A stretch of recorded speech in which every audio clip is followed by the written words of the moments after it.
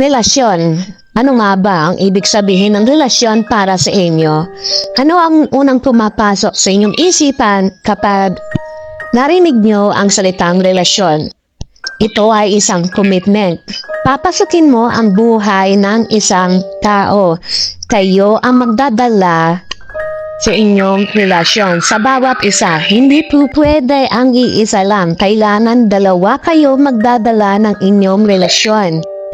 Ang mga kabataan ngayon ay masyadong mapupuso. Akala nila ang isang relasyon ay isang laro lamang o napakadali lamang. Ikaw lalaki, bago mapasukin ang buhay ng may buhay, kailangan handa ka emosyonal, sa physical at sa mental. Nandiyan ang gastos. Kung sobra ang inyong panggastos, sige. Pero pagka wala kang pera, tumahimik ka. Unahin mo muna ang iyong pag-aaral. Ang mga babae o transgender, gusto niyan tinuturing na prinsesa. Alam mo ba iyon, lalaki? Isa itong responsibilidad. Kung ikaw lalaki, wala kang pambili ni sabon sa katawan mo, ay huwag mo nang pangarapin na magkaroon pa ng jowa.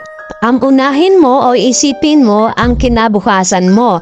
Pambutihin mo ang iyong pag-aaral nang sa ganon, ang mga babae ang hahabol sa'yo. Kung humiling sa'yo yan na mag-date kayo o kumain kayo sa labas, anong ilalabas mo? Ni sabon na, wala kang pambili.